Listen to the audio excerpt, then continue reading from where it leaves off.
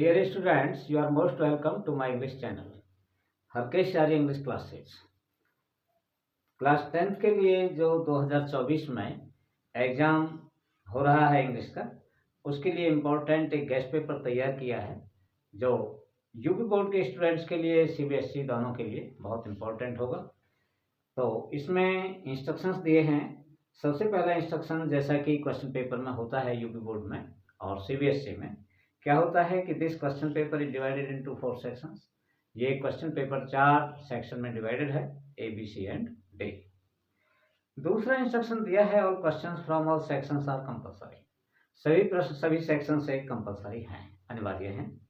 तो section A है हमारा रीडिंग सेक्शन। रीडिंग सेक्शन है नंबर ए।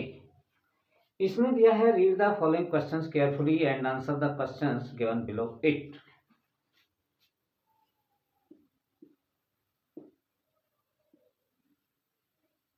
तो रीड द फॉलोइंग पैसेज। इस तरह से देते हुए और लास्ट में क्वेश्चन कह रहा है कि इसके आधार पर जो क्वेश्चंस दिए हैं उनको आंसर करिए, उनका उत्तर दीजिए। तो दिया है डायबिटीज के बारे में। Diabetes is a metabolism abnormality. उसके बाद में दिया है that affects the way your body uses blood sugar. Blood sugar means glucose, your main source of energy. To understand diabetes you have to start from the beginning with food. Your body converts a portion of the food you eat and digest into glucose. Glucose is then absorbed into your bloodstream, where it can enter the individual cells of tissue throughout your body to be used as energy.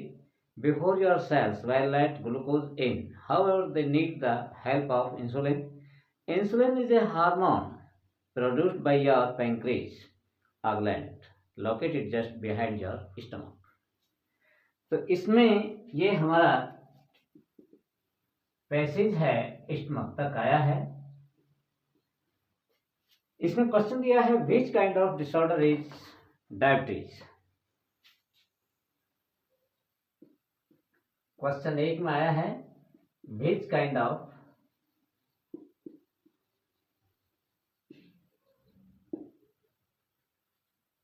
Disorder is diabetes.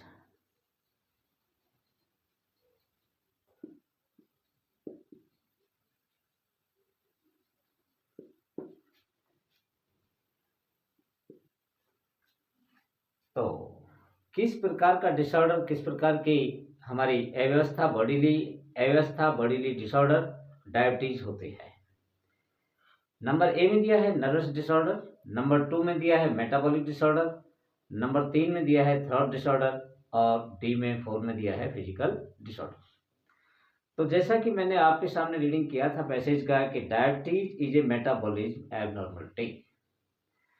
तो इसमें आप क्या रखेंगे, nervous disorder या metabolic disorder. तो answer क्या होगा, अभी आपने पढ़ा था diabetes is A metabolic abnormality, तो यहाँ लिखेंगे आप मेटाबॉलिक डिसऑर्डर। तो आंसर क्या होगा इसका, मेटाबॉलिक डिसऑर्डर, यानी बी ऑप्शन हमारा राइट है, मेटाबॉलिक डिसऑर्डर।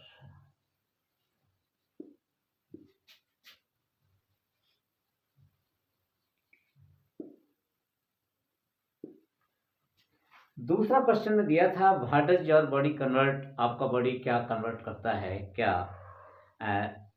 चेंजिंग करता है। ए portion of the food, portion of blood, A portion of urine, A portion of glucose.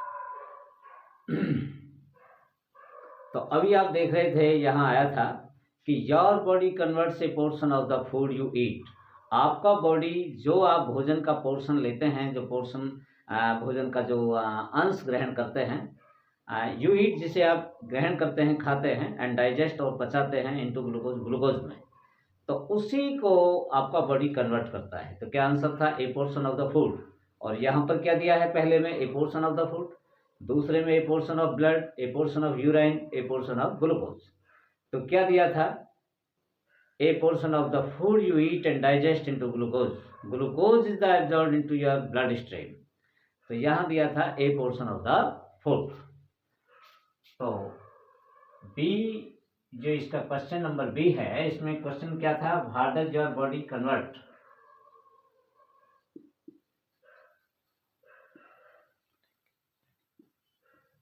आपका बॉडी क्या कन्वर्ट करता है? तो आंसर क्या होगा इसमें? आंसर होगा a portion of the food. A portion of the food which is eaten, जो खाया जाता है, ग्रहण किया जाता है, उसके द्वारा। क्वेश्चन नंबर 3 में दिया है व्हाट इज डायबिटीज, डायबिटीज क्या होते हैं, मधुमेह क्या होता है। तो क्वेश्चन कह रहा था अभी, diabetes is a metabolism abnormality that affects the way your body uses blood sugar. तो क्वेश्चन का आंसर कहाँ से लिखेंगे आप? तो इसके लिए 4 विकल्प दे रखे हैं। ए मेटाबॉलिज्म एबनॉर्मलिटी दिया है, ए गुड नॉर्मलिटी दिया है, ए बैड नॉर्मलिटी दिया है, ए बैलेंस नॉर्मलिटी दिया है। तो डायबिटीज क्या होती है, पहले में ही आप पहली लाइन में चेक करके देखेंगे, diabetes is a metabolism abnormality. तो आंसर क्या होगा? A metabolism abnormality.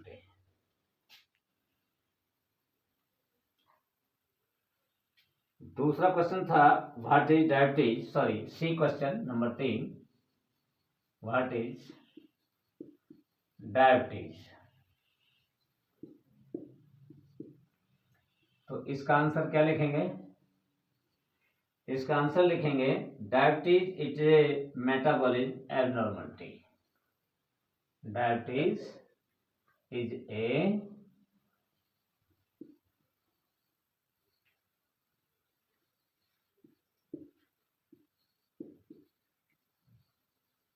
Metabolism abnormality.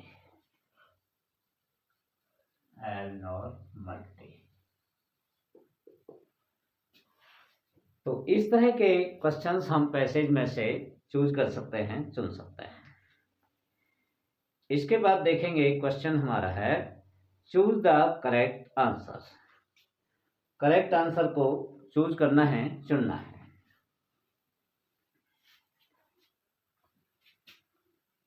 इसका स्क्रीनशॉट ले लीजिए। इसके आगे मैं दूसरा क्वेश्चन समझा रहा हूं।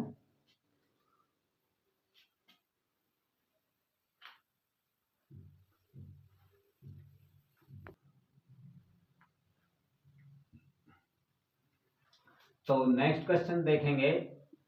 नेक्स्ट क्वेश्चन में दिया है चूज द करेक्ट आंसर, सही आंसर चुनिए।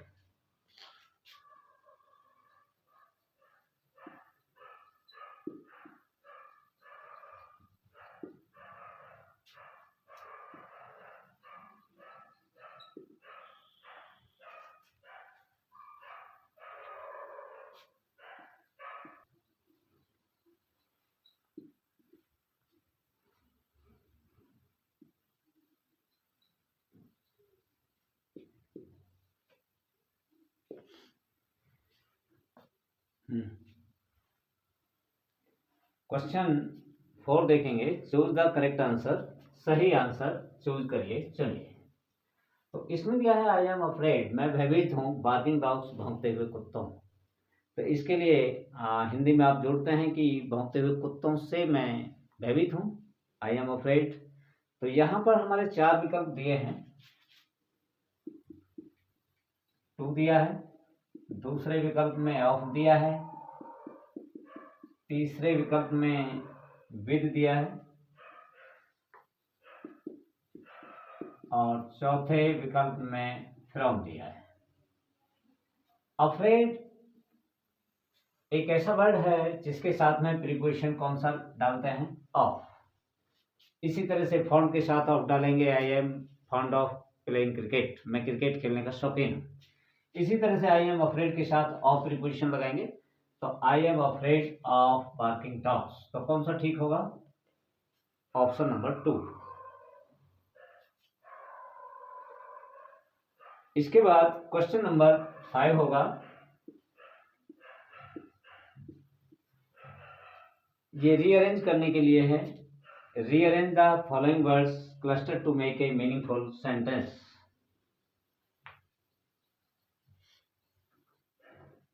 Rearrange the following words cluster to make a meaningful sentence.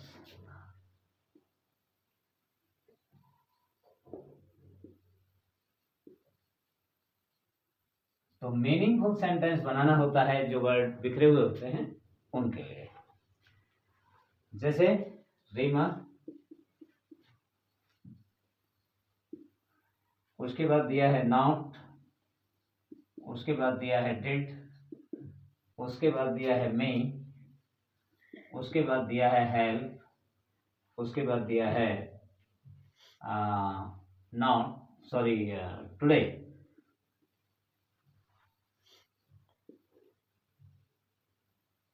तो इसे मीनिंगफुल कैसे बनाएंगे? इसका सब्जेक्ट पहले चूज करेंगे। सब्जेक्ट क्या हो सकता है? नॉट नहीं हो सकता, डिड नहीं हो सकता, मी नहीं हो सकता, हेल्प टुडे नहीं हो सकता, तो क्या लिखेंगे? रीमा। इसके बाद हेल्पिंग वर्ब क्या रखेंगे? Did not. डिड रखेंगे, नॉट नेगेटिव वर्ड है इसलिए नॉट रखेंगे, नेगेटिव सेंटेंस है, रीमा डिड नॉट। उसके बाद वर्ब क्या हो सकता है? हेल्प, सहायता करना। रीमा ने सहायता नहीं की, मी लिखेंगे ऑब्जेक्ट, रीमा ने मेरी सहायता नहीं की, टुडे आज। तो मीनिंगफुल सेंटेंस क्या बनाया? Reema did not help me today. तो ये कभी कभी इस तरह से करने को आता है, कभी कभी विकल्प दिए होते हैं, तो हमें दोनों तरफ से समझना है कि सब्जेक्ट कौन सा चूज करना है, हेल्पिंग वर्ब क्या लगाना है। तो आज के लिए केवल इतना ही। इसके बाद अगली वीडियो में आप देखेंगे, मैं इसका सॉल्यूशन करूँगा। आपको वीडियो अच्छा लग रहा है तो आप लाइक और सब्सक्राइब करें चैनल को, और अच्छी तरह से इसे एक बार स्टडी करें और भविष्य में इसका लाभ उठाएं। Thank you so much.